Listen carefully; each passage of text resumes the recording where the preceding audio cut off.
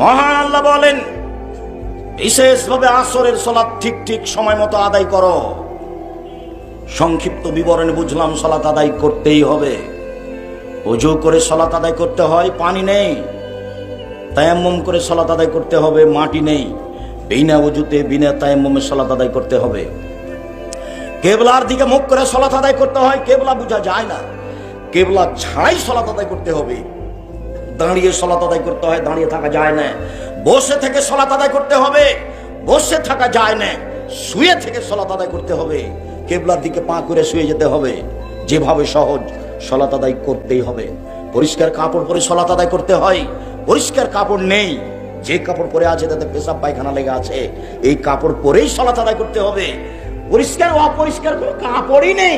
কথার কথা এমন এক জায়গাতে আছি যেখানে পরনে কোনো কাপড় নেই, উলঙ্গ অবস্থায় আছি। এই উলঙ্গ অবস্থাতেই সালাত আদায় করতে হবে। তাই তো কোনো এক সময় বলা হয়েছিল যে মার্কিন সৈন্য মুসলিম দেশে ঢোকে, যেমন গাঁজার কথা বলছি, ওরা ক্ষমতা দেখিয়ে মুসলিম মহিলাকে বলছে উলঙ্গ অবস্থায় আমার সামনে হাঁটো। এই সময়ে যদি সালাতের টাইম হয়ে যায়, এই উলঙ্গ মুসলিম মহিলাকে মার্কিন এই শয়তানদের সামনেও তাকে সালাত আদায় করতেই হবে, যে কোনো মূল্যে করতেই হবে। পৃথিবীতে এমন কোন পরিস্থিতি নেই যেই সময়ে সালাত মাপ। পৃথিবীতে এমন কোন জায়গা নেই যেই সময়ে সালাত মাপ।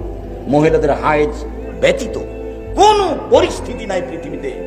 শত্রু তাড়া দিয়েছে, দৌড়িয়ে চলে যাচ্ছেন, সালাতের টাইম পার হয়ে চলে যাচ্ছে, আপনি ওই সময়তে ওইভাবেই সালাত আদায় করুন।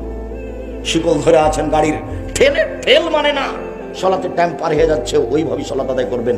পৃথিবীর ব্যতিক্রম ইবাদত সালাত। সব ইবাদত অসুবিধা বুঝে, সিয়াম বুঝে, রোজা অসুস্থ পরে করে, হজ বুঝে এবছর করেন না, সামনে বছর করেন। যাকাত দুদিন আগে দিয়ে দেন, দুদিন পরে দেন, সমস্যা নেই। ব্যতিক্রম ইবাদত সালাত। উপস্থিত বৈঠকের দিনই মুসলিম ভাই ও বোন, কথা বলছো কেন? তুমি একটা মহিলা মানুষ, শরম পাও না? একবারে মুখ বন্ধ করে থাকবেন। আর একজন মহিলা যদি আপনার গায়ের উপর দিয়ে চলে যায়, তবে আপনি মুখ খুলবেন না।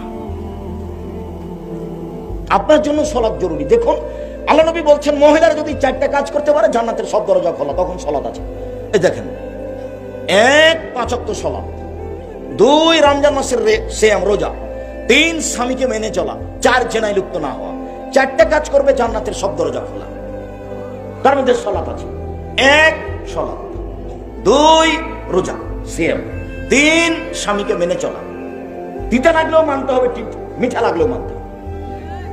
এইভাবে মাস মাস সপ্তাহ সপ্তাহ কথা বন্ধ করে থাকা যাবে না। দুনিয়ায় অনেক বড়, আপনি খোলা তালাক নিয়ে চলে যান, কোনো সমস্যা নেই। স্বামী জমিদার হোক না হলে ফকির হোক, চেয়ারম্যান মেম্বারকে বলেন ভাত খাবো না, একটা খোলা তালাক করে নেন, তার কাছে তালাক নামাটা পৌঁছে দিয়ে বাড়ি চলে যান, কোনো সমস্যা নেই। আপনার এই অধিকার আল্লাহ রাসূল দিয়ে রেখেছে। কিন্তু অধীনে থাকবেন আর খাওয়ার সময়তে বলবেন মেয়েকে তোর বাপকে ভাত দিয়ে, বৌমাকে বলবেন তোমার শ্বশুরকে পানি দিয়ে আসবে। কোন সময় যদি জানো 1 গ্লাস পানি নিয়ে, তো ঠেকস করে রেখে ভাব চলে যাবে। আব্দুর রাজ্জাক সাহেব, আমাদেরকে অত তুচ্ছ করে বলিয়েন না। আমার স্বামীরও মুখ খারাপ, আমি এটা বুঝলাম। আল্লাহ নবী বলছেন সবচেয়ে ভালো মানুষ সেই যে স্ত্রীর কাছে ভালো, সবচেয়ে বদ কমিনা সেই যে স্ত্রীর কাছে খারাপ।